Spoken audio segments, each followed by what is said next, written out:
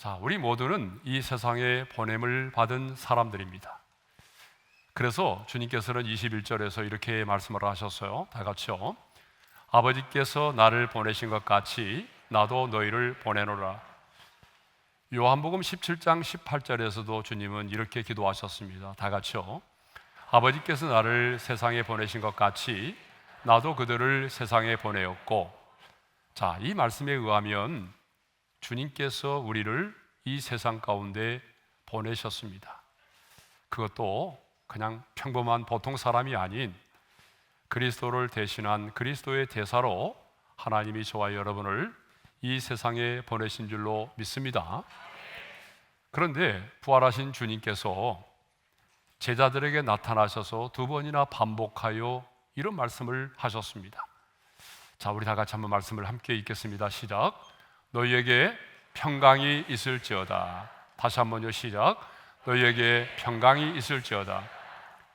부활하신 주님께서 제자들에게 나타나셔서 두 번이나 반복하여 너희에게 평강이 있을지어다라고 말씀하신 것을 보면 부활하신 주님의 최고의 관심이 평강임을 알 수가 있습니다. 그렇습니다. 부활하신 주님의 최고의 관심은 평강입니다. 그러면 주님이 말씀하신 이 평안은, 이 평안은 어떤 평안입니까? 우리 주님은 요한복음 14장 27절에서 이렇게 말씀을 하셨어요. 다 같이요. 평안을 너에게 끼치노니 곧 나의 평안을 너에게 주노라. 내가 너에게 주는 것은 세상이 주는 것과 같이 아니하니라. 여러분, 이 말씀을 보게 되면 주님이 우리에게 주시겠다고 약속하신 평안은 세상에 줄 수 없는 평안이라는 사실입니다. 죽었다 깨어나도 이 세상이 줄 수 없는 평안이고 하늘로부터만 임하는 평안입니다. 그러면 왜 이 평안은 세상에 줄 수 없는 평안일까요? 우리가 지난 시간에 나눴던 말씀처럼 이 평안은 예수님의 십자가의 죽으심과 부활의 열매로 보혜사 성령께서 우리에게 주신 것이기 때문에 그렇습니다. 주님은 세상에 줄 수 없는 이 평안을, 하늘로부터 임하는 이 평안을 우리에게 주시기 위해서 십자가에서 화목제물로 죽으셨습니다. 그 십자가의 죽으심과 부활을 통해서 그 열매로 하나님이 우리에게 주신 것이 뭐예요? 그게 바로 평안이라는 것입니다. 그러므로 주님이 말씀하신 이 평안은 죄와 죽음의 법에서 해방된 사람만이 누릴 수 있는 평안입니다. 예수를 믿음으로 죄와 죽음의 문제를 해결받은 사람만이 누릴 수 있는 것이 바로 이 평안이라는 사실입니다. 그러므로 예수를 믿지 않은 사람은, 아니 보혜사 성령께서 그 마음에 계시지 않은 사람은요, 안타깝지만 아무리 세상에서 선하게 살고 의롭게 산다고 할지라도 이 평안을 누릴 수가 없다는 거예요. 그러므로 그리스도의 대사로 이 세상에 보냄을 받은 하나님의 사람인 저와 여러분의 마음속에는 세상에 줄 수 없는 이 평안이 반드시 있어야 하고, 그리고 우리는 이 평안을 가지고 세상으로 나아가야 할 줄로 믿습니다. 그러면 우리는 왜 이 평안을 가지고 이 세상으로 나아가야 할까요? 두 가지 이유 때문이라고 지난주에 말씀드렸죠. 그 첫 번째 이유는 현실적으로 지금 우리에게 필요한 것이 뭐예요? 그것이 바로 평안이기 때문이라는 거예요.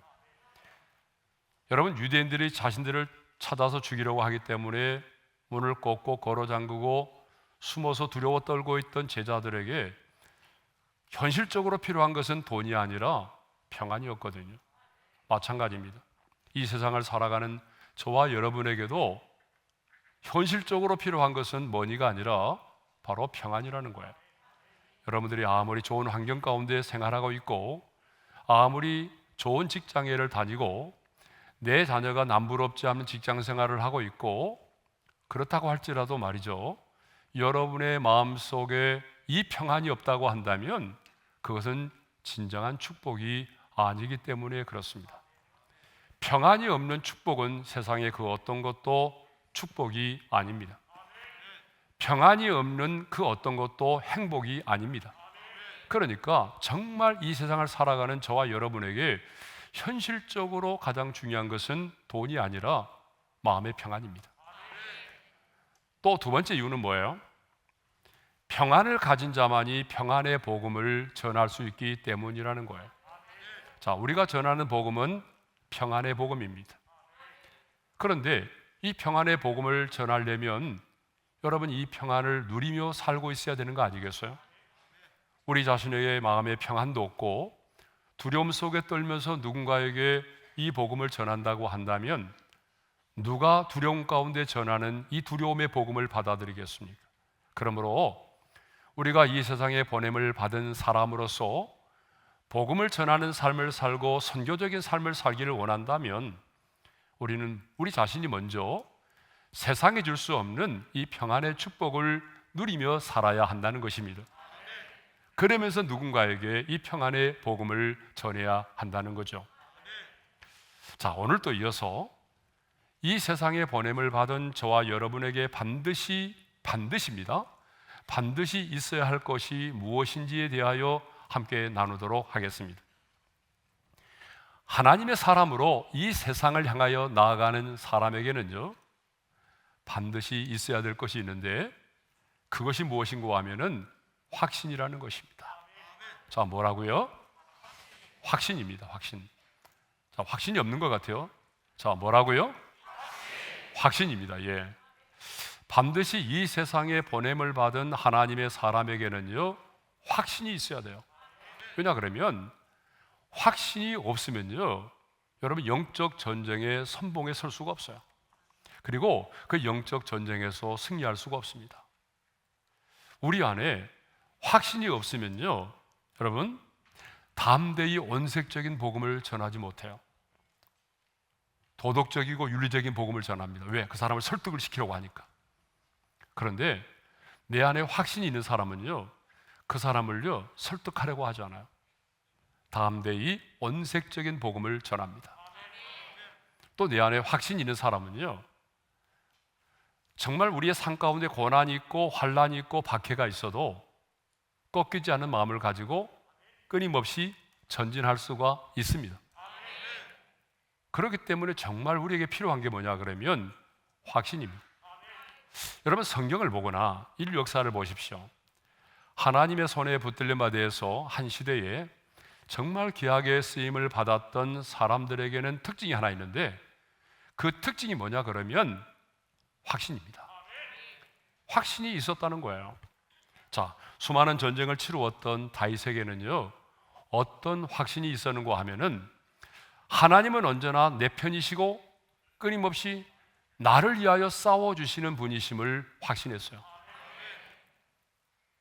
그래서 시편 3편 6절에서 다윗은 이렇게 고백을 하잖아요. 다 같이요. 천만인이 나를 예워싸 진친다 하여도 나는 두려워하지 아니하리라. 하나님이 언제나 나와 함께 계시고 나를 위해서 싸워주신다는 이 싸움의 승리에 대한 확신이 있었단 말이에요. 이 확신이 있었기 때문에 골리앗을 만났을 때도 두려워하지 않고 당당히 돌진할 수 있었고, 수많은 전쟁, 블레셋과의 전쟁에도 두려움이 없이 나가서 승리할 수가 있었던 것입니다. 뿐만 아니라 다니엘과 세 친구들을 보십시오.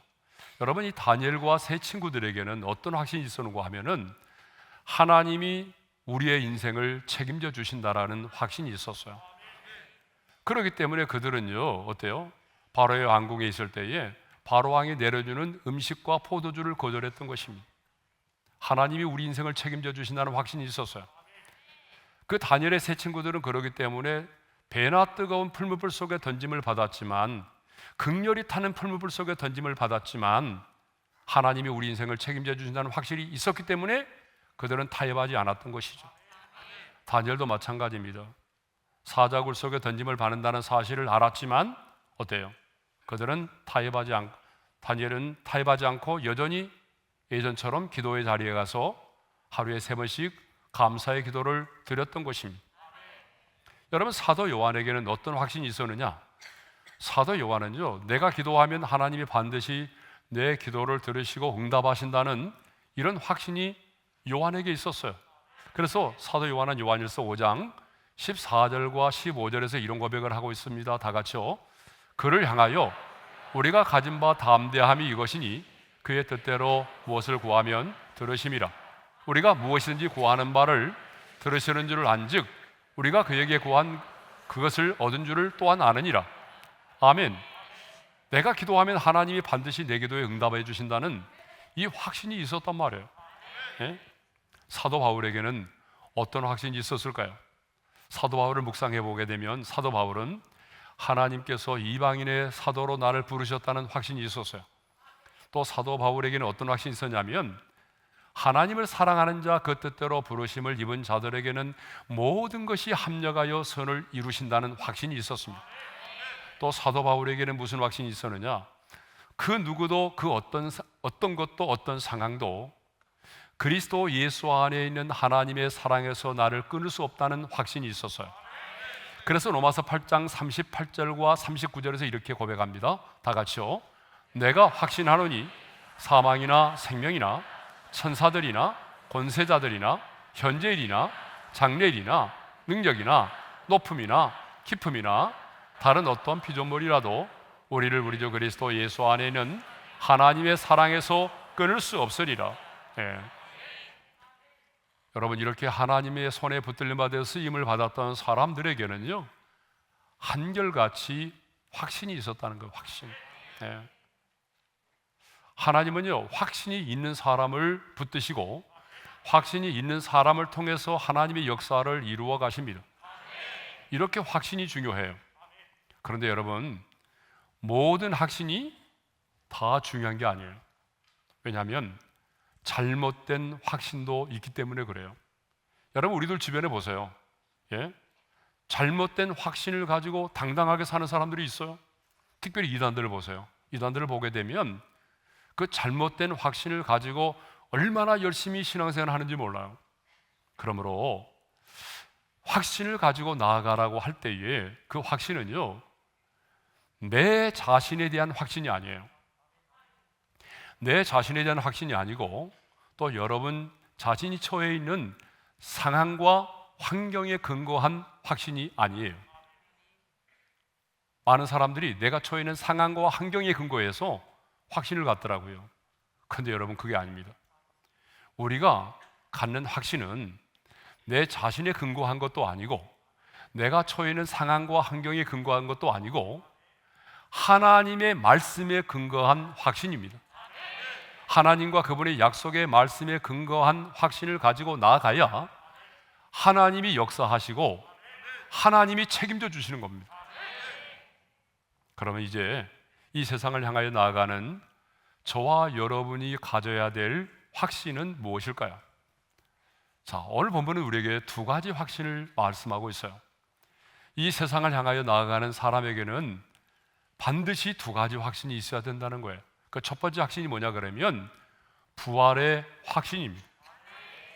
그래서 부활하신 예수님은요 그날 아침에 마르다를 통하여 예수님이 부활하셨다는 소식을 듣고도 또 심지어는 예수님의 빈 무덤을 확인하고도 예수님의 부활을 의심하고 두려워 떨고 있던 제자들에게 나타나셔서 나다 이렇게 말씀하지 않으시고 우리 주님께서는 뭐 어떻게 하셨느냐면 십자가에 못 박히셨던 손과 창에 찔리신 옆구리를 보여주셨다는 거예요.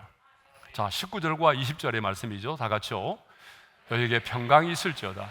이 말씀을 하시고 손과 옆구리를 보이시니 제자들이 주를 보고 기뻐하더라.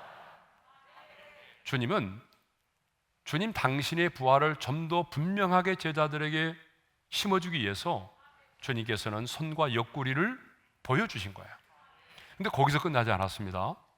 부활하신 주님은요 그 처음의 현장에 있지 않아서 예수님의 부활을 나는 믿을 수 없어, 나는 예수님의 부활을 믿을 수 없어 라고 의심하고 있던 도마에게도 못 박히신 손을 내어 보여주시고 손을 내밀어서 그 창자국 난 옆구리까지 넣어보라고 말씀을 하셨어요. 자, 27절의 말씀이죠. 다 같이요. 내 손가락을 이리 내밀어 내 손을 보고 내 손을 내밀어 내 옆구리에 넣어보라. 여러분, 부활하신 주님이 나타나 주신 것만으로도 제자들은 부활의 확신을 가질 수 있지 않겠어요? 그런데 부활하신 주님은 지금 제자들에게 나타나 주실 뿐만 아니라 주님 자신이 못 박히셨던 그 손에 못자국 난 그 손을 보여주시고 또 그 창자국까지를 보여주셨어요. 그것도 한 번이 아니라 두 번이나. 왜 그러셨을까요? 이 세상에 보냄을 받은, 부활의 증인으로 보냄을 받은 당신의 제자들이, 당신을 믿는 하나님의 사람들이 예수님께서 나를 위하여 십자가에 죽으셨고 부활하셨다라고 하는 분명한 확신을 가지고 이 세상에 나아가도록 하기 위함이었던 것입니다. 그러면 왜 우리는 부활의 확신을 가지고 나가야 합니까? 아니, 우리는 왜 부활의 확신을 가져야 될까요? 그 첫 번째 이유는요, 예수님의 부활이 최고의 승리이기 때문에 그렇습니다. 자, 고린도전서 15장은 부활장이잖아요. 그 15장 55절 상반절의 말씀을 읽겠습니다. 다 같이요. 사망아, 너의 승리가 어디 있느냐. 그 다음에 57절의 말씀도 읽겠습니다. 다 같이요. 우리 주 예수 그리스도로 말미암아 우리에게 승리를 주시는 하나님께 감사하노니. 자, 여러분, 여기서 제가 여러분에게 문제를 하나 내겠습니다. 지금 예수님은 무엇을 승리라고 말씀하시죠? 예수님의 부활을 승리라고 표현하고 있어요. 두 번이나 반복해서. 그렇습니다, 여러분. 이 세상에는요, 많은 승리가 있어요. 그렇죠? 운동 경기에서의 승리도 있고요, 생존 경쟁에서의 승리도 있어요. 또 많은 싸움에서의 승리도 있습니다. 그러나 이것들은요, 진정한 승리가 아닙니다. 왜냐하면 오늘은 이겼지만 내일은 또 패배할 수 있어요. 영원한 승리가 아니라는 거예요. 그런데 여러분, 영원한 승리가 있습니다. 완벽한 승리가 있습니다. 여러분, 최고의 승리가 있습니다. 그 승리가 뭔지 아세요? 바로 죽음을 이기신 것입니다. 여러분, 죽음을 이기는 것이 최고의 승리입니다. 왜 예수님의 부활이 영원한 승리, 완벽한 승리, 최고의 승리일까요? 그것은 우리 인생의 가장 큰 원수인 죽음을 이기었기 때문에 그렇습니다. 여러분, 우리의 인생의 가장 큰 원수는요, 바로 내가 언젠가 맞닥뜨려야 될 죽음입니다. 죽음의 세력입니다. 죽음이 가장 무섭습니다. 죽음이 가장 두렵습니다. 그러므로 죽음이 가장 큰 나의 원수입니다. 그래서 우리 인간들은 죽음 앞에서 슬퍼합니다. 죽음을 두려워합니다. 죽음의 공포가 얼마나 큰지 여러분, 한번 정말 젊은 날에 의사로부터 당신은 이제 3개월밖에 남지 않았습니다, 이렇게 암상 선고를 받고 죽음의 날을 기다리고 있는 사람을 만나보시죠. 죽음의 공포와 두려움이 얼마나 큰지 아십니까? 그런데 인간의 타락 이후에 이 죽음 앞에 정복당하지 않는 사람이 한 사람도 없습니다. 그렇죠, 여러분? 돈이 있는 사람도 죽습니다. 권세가 있는 사람도 죽습니다. 여러분, 과학자도 죽고 그 암을 치료하는 의사도 죽습니다. 이 사실을 통해서 우리가 알 수 있는 게 뭐예요? 여러분, 죽음이 돈을 이긴다는 사실입니다. 많은 사람들 그래요. 돈만 있으면 나는 안 죽어. 아니에요. 시간의 차이만 있을 뿐이에요. 돈이 죽음을 이기는 것이 아니라 죽음의 세력이 돈을 이깁니다. 죽음의 세력이 세상의 권세를 이깁니다. 죽음의 세력이 과학을 이깁니다. 죽음보다 더 큰 원수가 없어요. 그런데 예수님께서 이 무소불위의 권세를 가진 죽음의 권세를 깨뜨리시고 부활을 하셨습니다. 그러므로 예수님의 부활이 인류 역사의 최고의 승리입니다. 완벽한 승리입니다. 그런데 여러분, 이보다 더 놀라운 사실이 있습니다. 여러분, 그게 뭔지 아십니까? 예수님이 사망의 권세를 이기시고 부활하셨다는 이 사실이 최고의 승리인데, 그보다 더 놀라운 사실이 있어요. 그게 뭐냐 그러면 하나님께서 그 최고의 승리를 저와 여러분에게 안겨주셨다는 사실입니다. 그래서 바울은 이렇게 고백하죠. 고린도서 15장 57절입니다. 다 같이요. 우리 주 예수 그리스도로 말미암아 우리에게 승리를 주시는 하나님께 감사하노니. 예수님께서 십자가에 달려 죽으시고 부활하심으로 죄와 죽음에서 승리하신 그 완벽하고도 정말 경이로운 최고의 승리를 우리에게 주셨다는 사실입니다. 그래서 죄와 죽음을 이기신 주님의 승리가 우리의 승리가 되게 하여 주신 것입니다. 여러분, 이 말은 죄로 말미암아 죽음이 들어왔고 여전히 그 죽음이 우리 가운데 역사하고 있지만 예수님의 부활의 생명으로 거듭나고 예수님의 그 부활의 생명을 가진 자는 마침내 승리할 수밖에 없다는 사실입니다. 그러므로 세상에 보냄을 받은 하나님의 사람은요, 여러분, 다른 것은 없어도 괜찮아요. 그러나 부활의 확신만큼은 반드시 가져야 한다는 것이죠. 왜 우리가 부활의 확신을 가지고 이 세상에 나아가야 되느냐? 그 두 번째 이유는요, 부활의 확신을 가진 자가 어떤 상황에서도 견실하고 흔들리지 않는 삶을 산다는 거예요. 자, 우리 58절의 말씀을 읽겠습니다. 다 같이요. 그러므로 내 사랑하는 형제들아, 견실하며 흔들리지 말고. 거기 보게 되면 견실하여 흔들리지 말고라는 말이 나와요. 견실이라고 하는 말은 헬라어로 헤드라이오스라는 단어인데, 이 말은 튼튼한, 고정된, 움직일 수 없는 그런 말이에요. 그러니까 영어로 펌이라는 말입니다. 우리가 예전에 우리 청년 집회 이름이 뭐예요? 스탠드 펌 집회했잖아요. 바로 그 말이에요. 예. 하나님은 이 세상에 보냄을 받고 이 세상 속에 살아가는 저와 여러분들이 어떠한 상황 속에서도, 심지어는 내가 순교를 당하는 그런 상황 속에서도 견고하여 흔들리지 않고 당당하게 인생을 살아가기를 원하십니다. 근데 여러분 어떻습니까? 여러분들은 그 부활의 신앙을 가지고 어떤 상황 속에서도 지금 흔들리지 않는, 요동치 않는 삶을 살고 있나요? 그렇지 않을 때가 참 많아요. 흔들릴 때가 참 많습니다. 이해할 수 없는 고난이 다가왔을 때, 왜 이렇게 내게는 고난이 떠나지 않을까? 이해할 수 없는 고난이 내게 다가왔을 때에 사람들은 흔들리기 시작합니다. 반대로 악인의 형통함을 보았을 때입니다.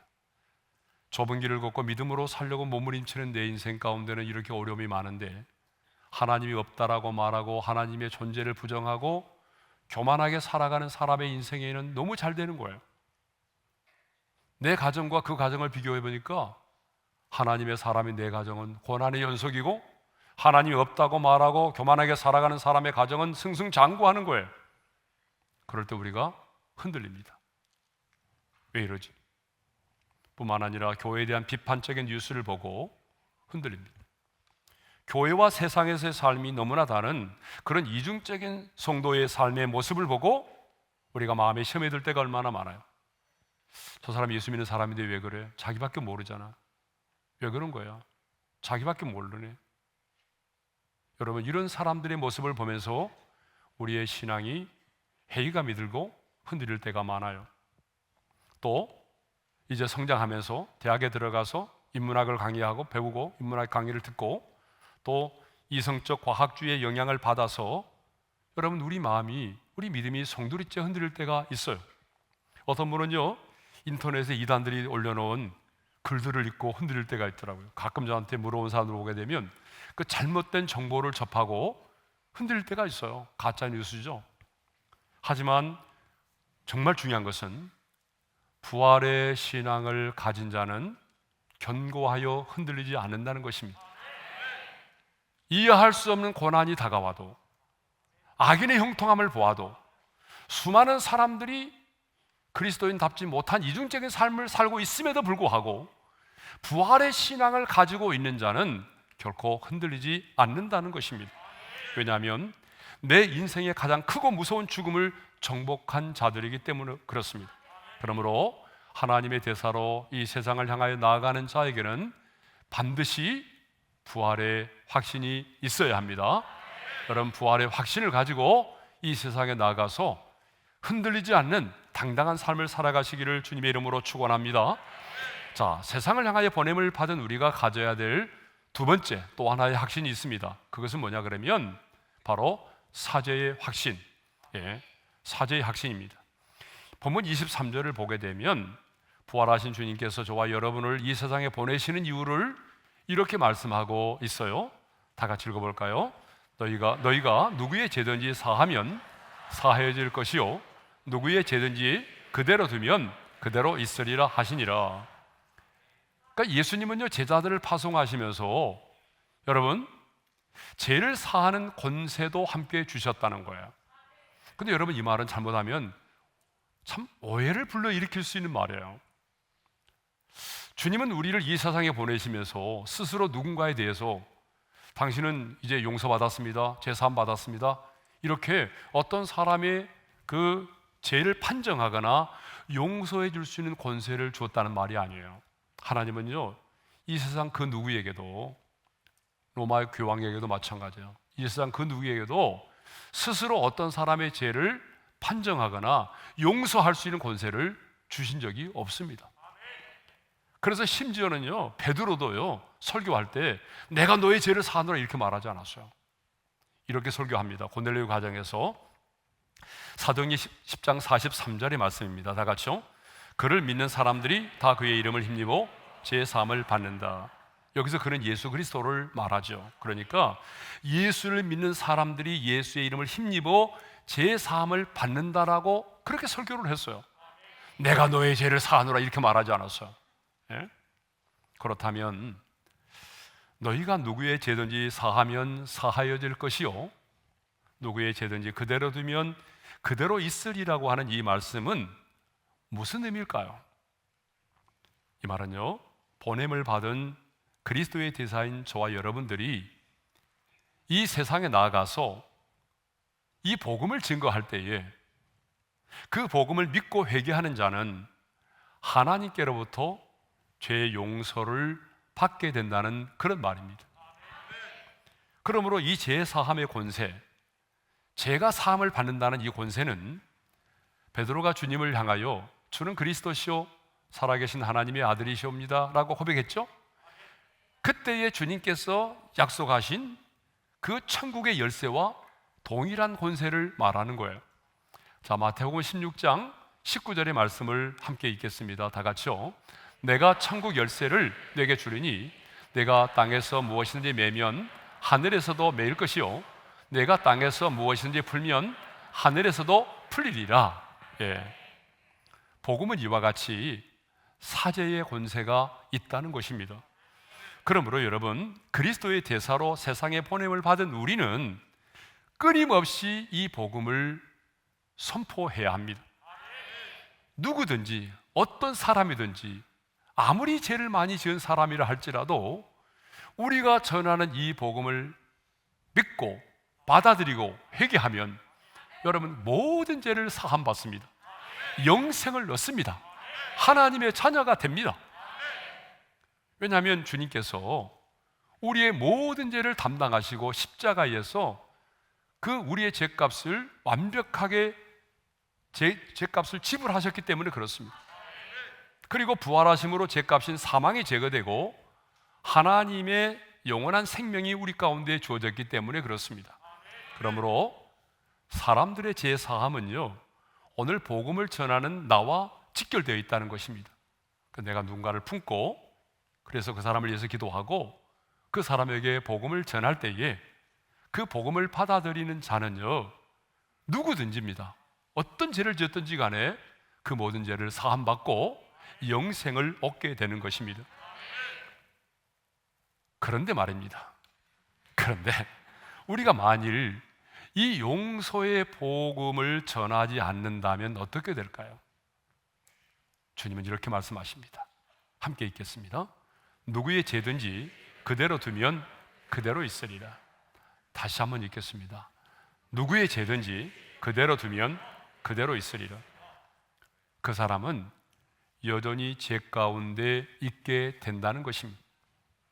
내가 오늘 누군가에게 이 용서의 복음을 전하지 않는다면 그 사람은 그대로 있게 된다는 것입니다. 내가 오늘 이 용서의 복음을 선포하지 않는다면 내가 그토록 사랑하는 사람이라 할지라도, 내가 그토록 사랑하는 나의 부모라고 할지라도, 내가 그토록 사랑하는 나의 자녀라고 할지라도, 내가 그토록 사랑하는 나의 남편이라고 할지라도 내가 그에게 이 사죄의 복음, 용서의 복음을 전하지 않고 그 영혼을 위해서 기도하지 않는다면 주님 말씀하십니다. 그의 죄는 그대로 있게 될 것이니라. 근데 여러분, 이 말이 얼마나 무서운 말인지 아세요? 그 사람의 죄는 그대로 있으리라. 그 사람의 죄는 용서받지 못한 상태로 그대로 있게 된다는 얘기입니다. 그런데 그대로 두는 사람들이 너무나 많습니다. 우리가 복음을 전하려고 하면은 이렇게 말하죠. 제발 그대로 놔둬. 나를 좀 귀찮게 하지 마. 이렇게 말하는 분들이 있어요. 여러분, 그들의 입장에서는 그렇게 말할 수 있어요. 그대로 좀 놔두라고. 내가 다 이제 다 컸어, 엄마. 내가 성인이란 말이야. 그런데 여러분, 우리는 이런저런 이유 때문에 그대로 놔둘 때가 많아요. 내 자녀가 성인이 되었다는 이유만으로, 내 남편이 복음을 전한다는 걸 싫어한다는 이유만으로, 내가 복음을 전한다고 해서 받아들일 사람 같지 않다는 이유만으로 그냥 그대로 두는 사람들이 많습니다. 그러나 그것은 진정으로 그들의 영혼을 사랑하는 것이 아닙니다. 그들의 영혼은 그대로 두면 그대로 있게 될 것입니다. 그러므로 예수를 모르는 여러분의 부모를, 예수를 모르고 살아가는 여러분의 남편을, 예수와는 상관없이 살아가는 여러분의 자녀를 그냥 그대로 놔두면 여러분, 그 영혼은 그 죄 가운데 그대로 있게 될 것입니다. 그대로 두면 죄 가운데, 하나님의 진노 가운데, 하나님의 영원한 저주 가운데 그대로 있게 될 것입니다. 그들은 이 땅을 살아갈 때도 죄 가운데 살아갈 뿐만 아니라 그들은 죽음 이후에 영원한 지옥의 불못에 던짐을 받고 영원한 형벌과 고통 속에서 여러분 슬피 울며 이를 갈게 되는 날이 올 것입니다. 왜? 하나님이 그리스도의 대사로 저와 여러분을 이 세상에 보내셨습니까? 이 세상에서 뭐 잘 먹고 잘 입고 잘 살도록 하기 위해서 주님이 우리를 이 세상에 보내셨습니까? 아닙니다. 이 복음을 전해서 죄 사함을 얻도록 하기 위해서입니다. 죄 가운데 있는 그 영혼을 구원하기 위해서 주님이 우리를 예상 가운데 보내실 것입니다. 우리가 이 복음을 전하면, 성령의 능력을 힘입어 복음을 전하면 여러분, 우리 눈에 보이지 않지만 정말 놀라운 일이 벌어집니다. 그 사람의 모든 죄가 사함을 받게 될 것입니다. 흉악의 결박이 풀어질 것입니다. 죽음의 권세에서 자유함을 얻게 될 것입니다. 영원한 하나님의 진노와 저주에서 해방될 것입니다. 이런 기가 막힌 특권이 어디 있습니까? 그런데 이런 엄청난 권세와 특권을 하나님이 저와 여러분에게 주셨습니다. 그래서 성경은 이것을 천국의 열쇠라고 표현하고 있는 것입니다. 사랑하는 성도 여러분, 이제 우리는 가야 합니다. 가기 싫어도 가야 합니다. 그런데 확신을 가지고 가야 합니다. 부활의 확신을 가지고 가야 합니다. 사죄의 확신을 가지고 가야 합니다. 그래야 당당하게 살 수 있습니다. 그래야 흔들리지 않은 삶을 살아갈 수 있습니다. 그래서 이 사죄의 확신을 가지고 복음을 전해야 여러분이 사랑하는 그 영혼을 주께로 돌아오게 할 수가 있는 것입니다. 주신 말씀을 마음에 새기면서 우리 찬양하겠습니다. 주 하나님 독생자 예수 찬양합시다. 주 하나님 박수 치면서 찬양합시다. 독생자 예수 날 위하여 오시었네. 내 모든 죄 내 모든 죄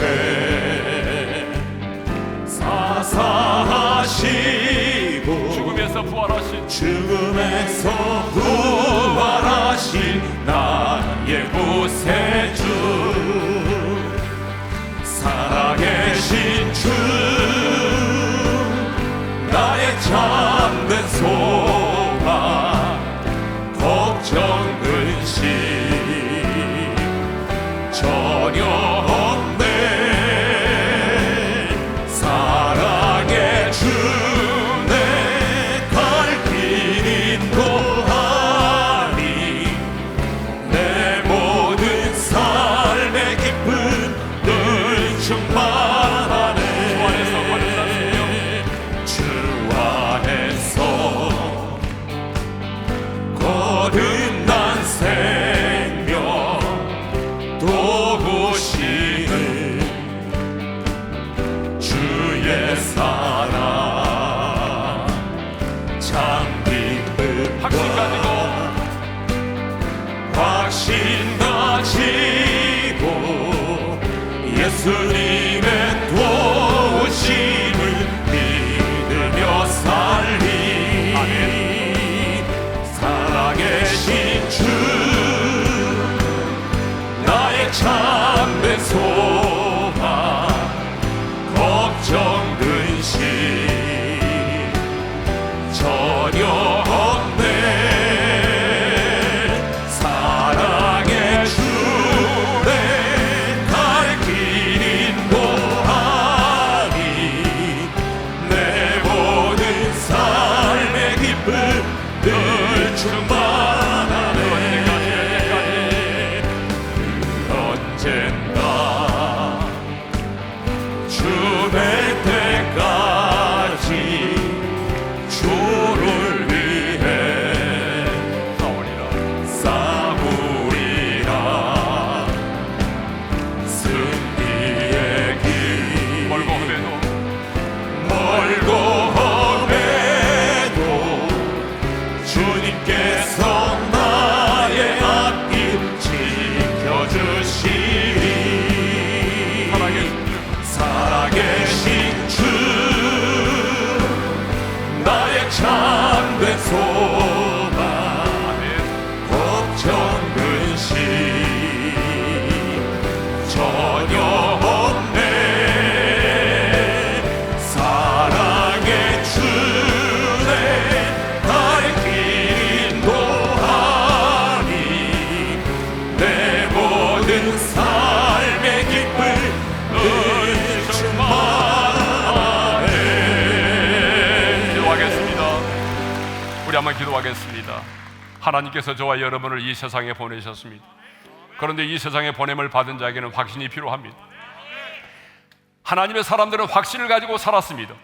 하나님이 내 인생을 책임져 주신다는 확신, 하나님이 나의 기도를 분명히 들으신다는 확신, 하나님이 나를 위하여 싸워주신다는 확신, 하나님을 사랑하는 자 그 뜻대로 부르심을 입은 자들에게는 모든 것이 합력하여 선을 이룬다는 확신, 그 누구도 그 어떤 것도 하나님의 사랑에서 나를 끊을 수 없다는 확신을 가지고 살았습니다. 그런데 오늘 주님은 우리에게 두 가지 확신을 가지라고 말합니다.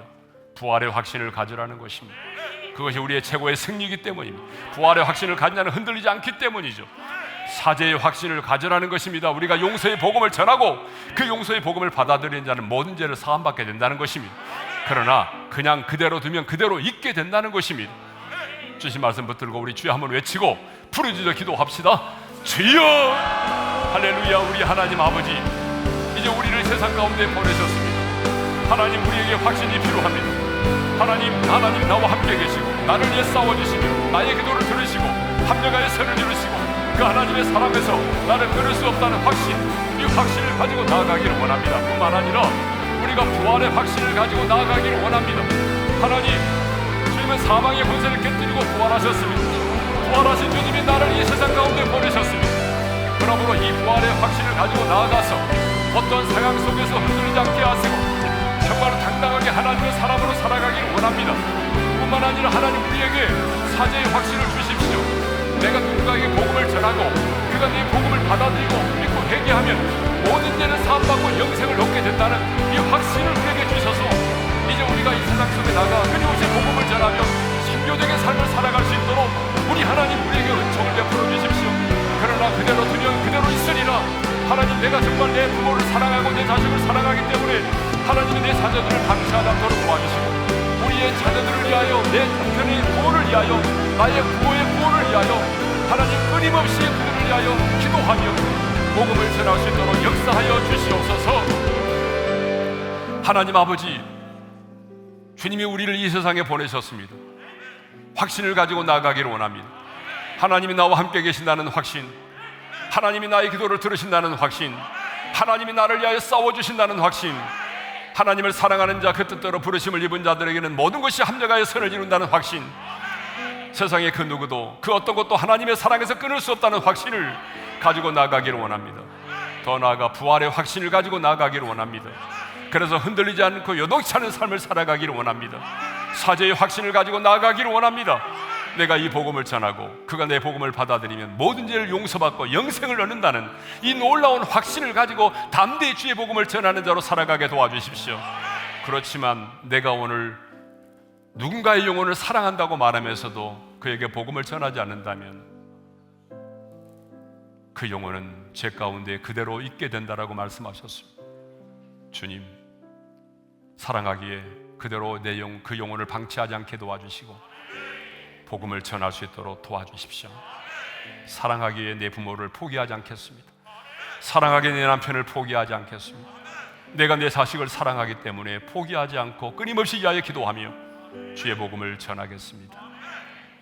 이제는 우리 주 예수 그리스도의 은혜와 하나님 아버지의 영원한 그 사랑하심과 성령님의 감동, 감화교통, 인도하심이 이 세상 가운데 보냄을 받은 자로서 확신을 가지고 당당하게 인생을 살기를 소망하는 모든 성도들 위해 이제로부터 영원토록 함께 하시기를 축원하옵나이다. 아멘.